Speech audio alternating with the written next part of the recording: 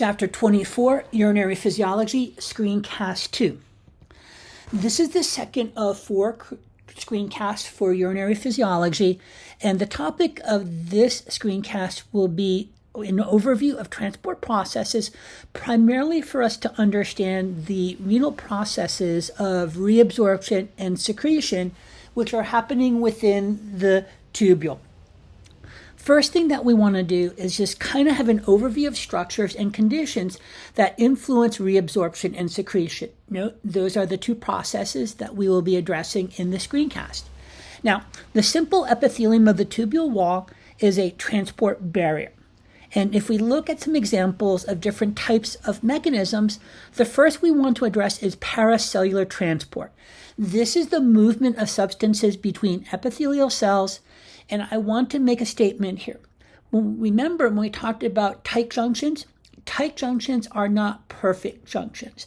So things can still happen and cross between these epithelial cells. Transcellular transport. This is movement of substances across epithelial cells. Specifically, what we're looking at is crossing the luminal membrane, which is in contact with the fluid, but it also must cross the basolateral membrane on the basement membrane. The order depends on whether something is being reabsorbed or secreted. So remember, when we talk of reabsorption, is about moving from the tubule back into the blood, whereas secretion is moving from blood into the tubule. Now, if we look at other factors that play a role here, a very critical component that will be embedded within the luminal and basolateral membranes are transport proteins. These transport proteins are going to control the movement of various substances. Now, there are also some really special characteristics of the peritubular capillaries that are going to enhance the process of reabsorption. For instance, there will be a low hydrostatic pressure and a high oncotic pressure. This will facilitate the reabsorption of substances through bulk flow. Now, keep in mind, the majority of reabsorption is taking place within the proximal convoluted tubule, and this is, once again, is aided by the microvilli that are increasing the surface area of the proximal convoluted tubule. Now, I suggest you put a star on this diagram because it is really addressing a number of really important things that are really, really critical for an understanding of what is going on. So first, let's review tubular reabsorption. That is substances moving from the tubule back into the blood. Typically, it'll be the peritubular capillaries. Tubular secretion, on the other hand, will be substances moving from blood into the tubule.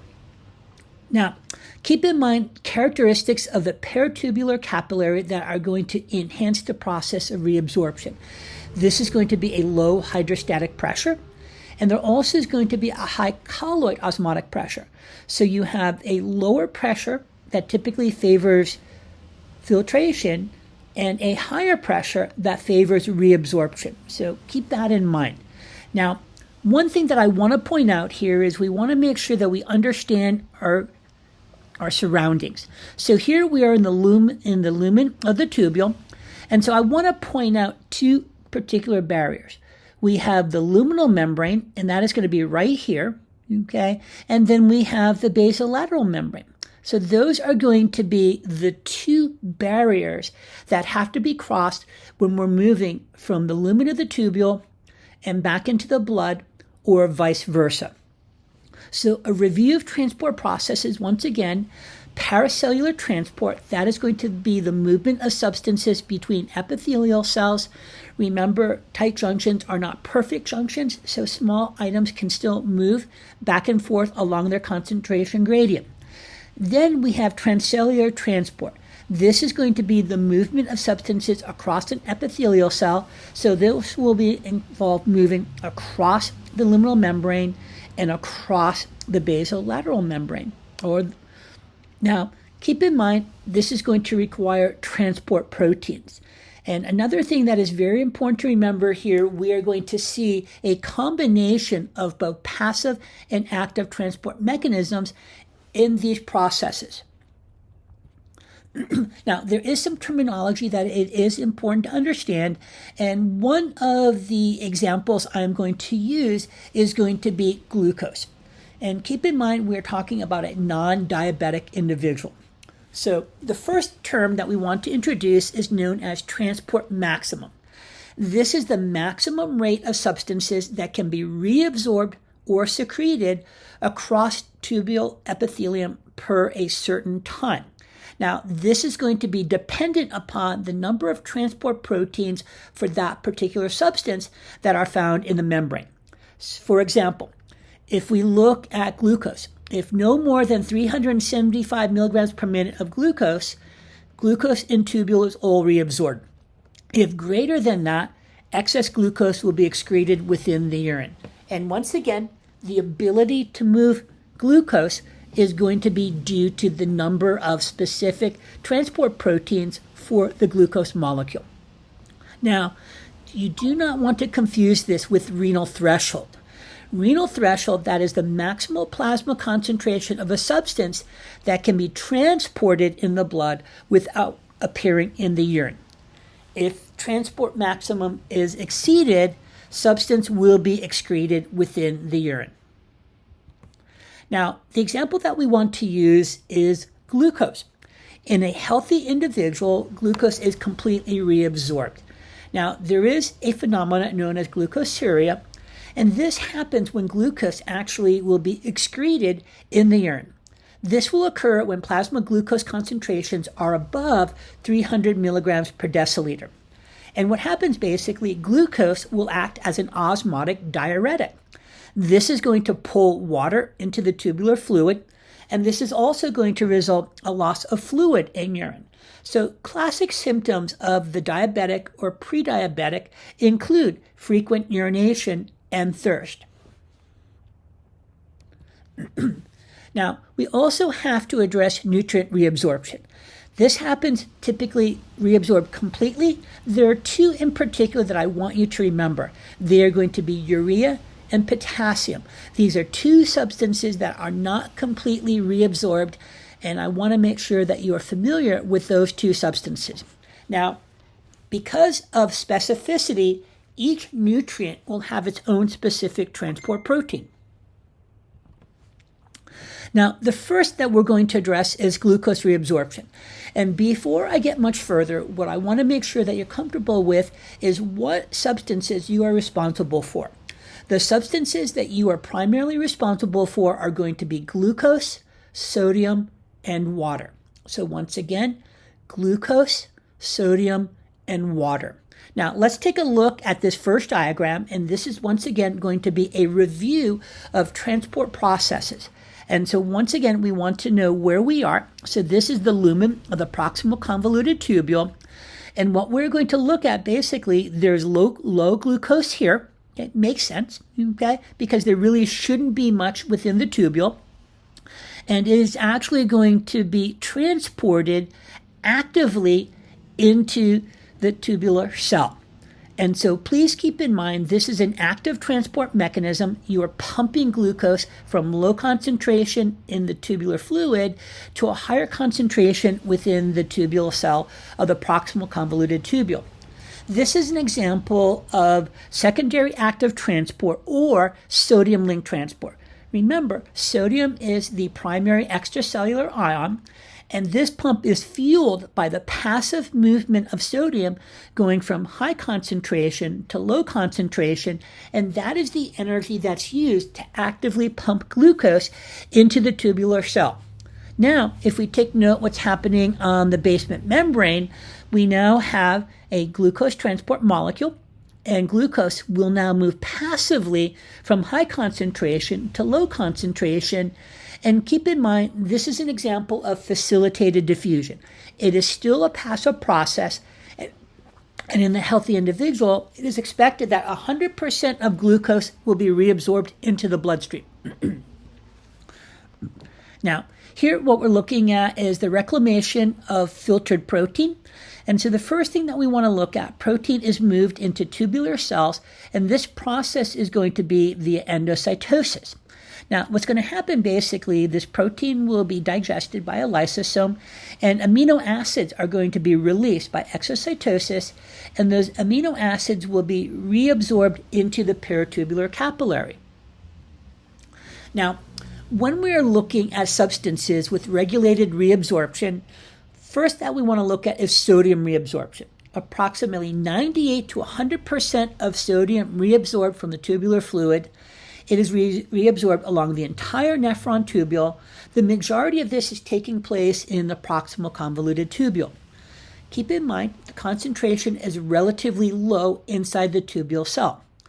The relatively high concentration within the lumen of the tubule in interstitial fluid, sodium will move down its gradient across the luminal membrane and into the tubular cell.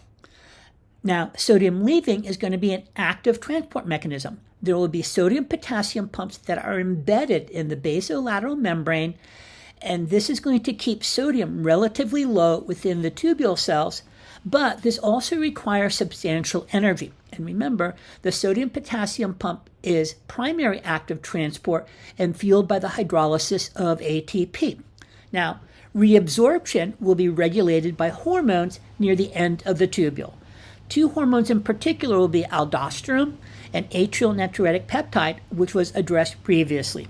Now, one factor that does have an impact on this is the dietary intake of sodium in individuals, and this varies significantly. Generally, when we look at the American population, we don't have a problem getting sodium, and the problem we have with sodium is we are consuming too much.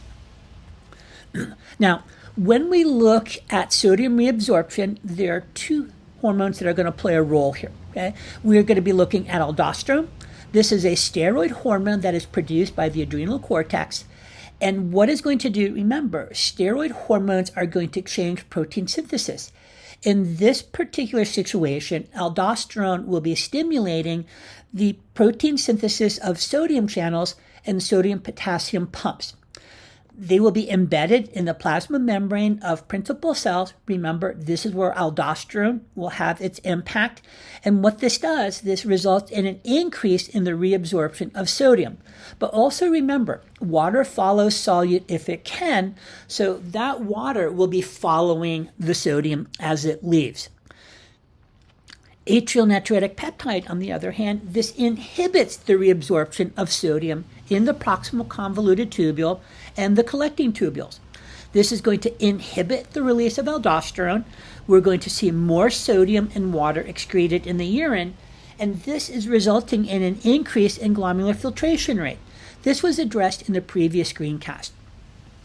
Now, here we have basically an overview of the reabsorption of sodium, and notice that the majority of this is happening within the proximal convoluted tubule.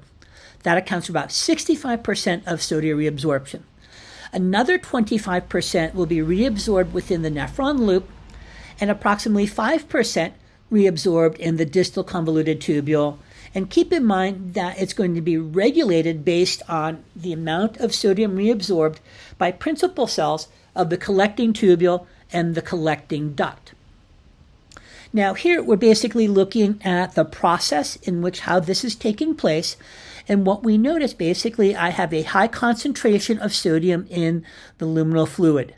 Sodium will be moving passively down its concentration gradient, going from high concentration in the tubular fluid to a much lower concentration within the tubule cell. Then it's going to be actively moved up its concentration gradient via sodium-potassium pumps. So remember, we are pumping sodium out, potassium will be coming in, and now we have a high concentration of sodium in the interstitial fluid, and that sodium will move passively down its concentration gradient into the peritubular capillary. Now, this is what's happening within the distal convoluted tubule, collecting tubule, or collecting duct. We are focusing here on the principal cells. So once again, we want to make sure we have the correct orientation. Here is the tubular fluid. So we have the luminal membrane, and here we have the basement membrane. So remember, there are sodium channels, and we are going to look at sodium passively moving into the principal cell. Potassium will be moving out, down its concentration gradient. Now, know what's happening here, okay? So remember, we are going to see sodium actively pumped out of the tubular cell into the interstitial fluid, and this is going to be through the mechanism of sodium-potassium pumps. Now, also remember, this is where aldosterone is going to be working. It's working in the principal cells of the collecting tubule or the collecting duct. Aldosterone is going to increase both the number of sodium channels and sodium-potassium pumps, and this results in an ability to increase sodium reabsorption. Now, also remember, water will follow solute if it can. So water will passively be following the sodium as it is moving out of the principal cell and into the peritubular capillary. Now, the next thing that we want to take a look at is water reabsorption. And primarily, water is going to be reabsorbed by paracellular transport between cells. Transcellular transport through water transporter proteins known as aquaporins. Now remember, approximately 180 liters of filtrate are produced daily. All but 1.5 liters are reabsorbed. Now, one thing to remember here is tubule permeability is different along the length of the tubule.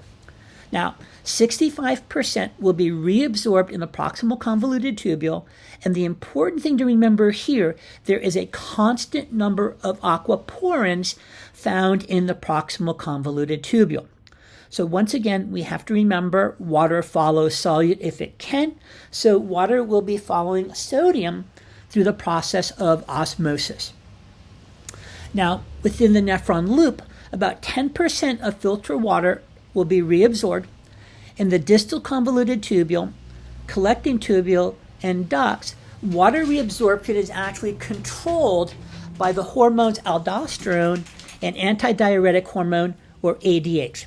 As previously noted, aldosterone is going to increase the number of sodium-potassium pumps and sodium channels, and that is going to increase the movement of sodium, but remember, water will be following that as it's being reabsorbed. Now, what we want to take a look at here is the role of ADH, or antidiuretic hormone. This is happening within the principal cells, and this is going to increase the migration of vesicles containing aquaporins to the membrane. So remember, this is a water-soluble hormone, so it is going to use proteins that are readily available. The proteins we are addressing here are going to be aquaporins, and ADH is just going to stimulate the increasing the number to the membrane. So now I have more channels that have the capacity to increase the reabsorption of water. Now, we'll also be taking a look a little bit later at the concentration gradient within the interstitial fluid. Water reabsorption is regulated by ADH near the end of the tubule. Keep in mind that this is independent of sodium reabsorption. Tubular reabsorption will be referred to as facultative water reabsorption.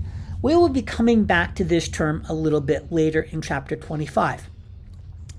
Now, keep in mind when we look at antidiuretic hormone, or ADH, this increases water reabsorption from filtrate into the blood. So here, once again, reabsorption from the tubule to the peritubular capillary. This will result in a smaller volume of a much highly concentrated urine. This would be observable during levels of dehydration. And if we think about when we're dehydrated, typically the volume of urine we're producing is lower, and it's also going to be a noticeably darker color. When there is a decrease, urine is less concentrated, and when we look at general ranges of the osmolarity of urine, it can be anywhere from 1,200 milliosmoles to 50 milliosmoles. So it greatly varies, but one of the primary determinants of this is going to be level of hydration. So now let's kind of take a look at what's happening, with respect to an overview of the transport of water. 65%, known as obligatory water reabsorption, is happening within the proximal convoluted tubule. There'll be 10% of water reabsorption happening within the nephron loop. The remaining, which is regulated, so considered to be facultative water reabsorption, will be taking place within the collecting tubule and the collecting duct. So now, what we're looking at here first is basically what is happening with water transport or reabsorption in the collecting tubule and the collecting duct. So once again, here's the tubular fluid. Notice the aquaporins. So we have aquaporins that are already there, and that is going to result in water moving. Okay. Now, the other thing that we have to keep in mind here, notice what we have here. Okay. We have vesicles that are containing these aquaporins. And remember the role of ADH. What ADH is going to do, it is going to insert these already available proteins into the luminal and basolateral membrane. And this basically means there is going to be a greater number of transport proteins for water. If there are more proteins, water will move through at a greater degree. And so once again, we're going to see a greater degree of water reabsorption due to the insertion of aquaporins into the luminal and basolateral membranes due to antidiuretic hormone or ADH. Now, the last one that we want to kind of keep in mind is the reabsorption and secretion of potassium. Now, keep in mind, this is not something that I will be referring to on the exam, but I think it is important to know that. Remember what I said previously.